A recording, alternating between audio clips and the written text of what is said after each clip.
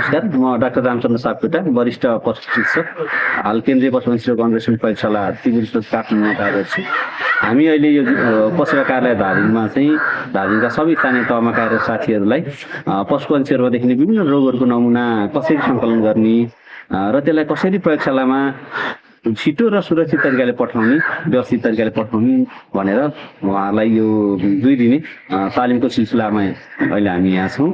अब नेपालमा विभिन्न समयमा विभिन्न ठाउँमा विभिन्न पशुपन्छीमा रोगहरू देखिरहेको हुन्छ।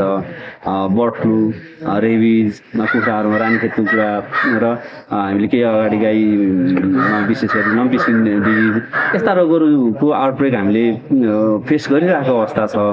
यी रोगहरूको प्रयोगशाला निदान गर्नको लागि चाहिँ प्रयोगशालालाई एकदम उपयुक्त नमुना चाहिन्छ। त्यो उपयुक्त नमुना कसरी सङ्कलन गर्ने र त्यसलाई कसरी सुरक्षित तरिकाले प्रयोगशालामा पठाउन सकिन्छ भनेर हामीले धादिङ पशुका कार्यालयमा कार्यरत प्राधिकहरू, यहाँका चाहिँ 13वटै स्थानीय तहहरूमा कार्यरत प्राधिकहरूलाई बोलाएर यहाँ जम्मा गरेर हामीले हिजो र आज उहाँलाई चाहिँ नमुना सङ्कलनको कुराहरू हामीले सिकायौँ र केही आधारभूत प्रयोगशाला प्रविधिहरू पनि हामीले उहाँलाई सिकायौँ। कसरी हामीले स्थानीय तहमा चाहिँ सामान्य प्रयोगशाला प्रविधिहरू अप्नाएर रोग निदान यहीँ गर्न सकिन्छ भनेर उहाँहरूलाई हामीले यो 2 दिनको दौरानमा सिकायौँ र अहिले पनि हामीले पृष्ठभूमिमा चाहिँ रेबिज रोगको नमुना कसरी लिने भनेर त्यसको प्र्याक्टिकल चाहिँ हामीले यहाँ साथीहरूलाई डेमोन्स्ट्रेसन गराइरहेको छौँ। उहाँहरू आफै पनि सक्रिय रूपमा सहभागी भइरहेको अवस्था छ। धादिङ काठमाडौँ नजिकको जिल्ला छ, पशुपन्छी पाल्नको लागि एउटा उर्वर भूमि छ र यो हाइवेमा पनि भएको हुनाले विभिन्न जिल्लाबाट चाहिँ काठमाडौँमा लाने पशुहरू ढुवानी पनि यही बाटो हुँदै जाने हुँदा रोगको जोखिममा पनि भएको हुनाले यहाँबाट चाहिँ छिटोभन्दा छिटो रोगको शङ्का हुने बित्तिकै त्यो नमुना काठमाडौँमा प्राप्त होस् भनेर हामीले यो कार्यक्रम पशु विभागको आयोजना र एफएको सहयोगमा अनि पशु कार्यालयको सहकार्यमा गरिरहेको छ। मानिसहरूमा नि जुनेटिक रोगहरू पशुपन्छीबाट मानिसमा सर्न सक्छन्।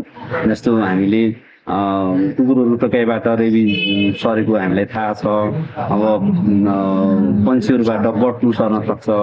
अब गाईहरूबाट चाहिँ बुसेला, टिबी जस्ता रोगहरू सर्न सक्छन्। त्यो हुनाले हामीले रोगको उद्गम बिन्दुमा नै रोग चाहिँ जुन ठाउँमा पहिलोचोटि देखियो त्यही ठाउँमा नै हामीले निदान गर्न सक्यौँ भने त्यसलाई नियन्त्रण गर्न पनि सजिलो हुन्छ भनेर यो कार्यक्रम राखिएको हो।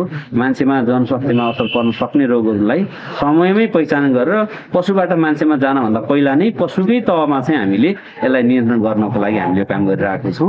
मानिसमा रोग सर्न नदिनको लागि चाहिँ हामीले अब यो अलिकति पशुपन्छीबाट खोपहरूको प्रयोग गर्ने, जैविक सुरक्षाको चाहिँ उपायहरू अपनाउने, त्यो कुराहरू पनि हाम्रो यहाँ पशु कार्यालय स्थानीय तहको साथीहरूले चाहिँ जनशक्तिमाथि जोखिम नहोस् भनेर काम गरिरहनु भएको अवस्था छ र रेबिजमा नि हामीले उहाँलाई अझ विशेष गरी फोकस गरेर यसमा चाहिँ ओरिएन्टेसन गरेको छौँ।